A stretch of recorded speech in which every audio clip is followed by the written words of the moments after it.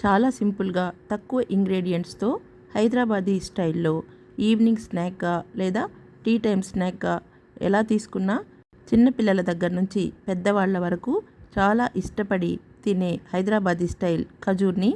చాలా ఈజీగా టేస్టీగా లోపల గుల్లగా ఉండి పైన కొంచెం క్రిస్పీగా ఉండేలాగా స్వీట్ కూడా మరీ ఎక్కువ లేకుండా తక్కువ లేకుండా ఎగ్ వేయకుండా ఆయిల్ కూడా తక్కువగా పీల్చేలాగా తిన్నా కొద్దీ తినాలనిపించే అస్సలు వెగటనేది లేకుండా అలాగే నెల రోజులకు పైగా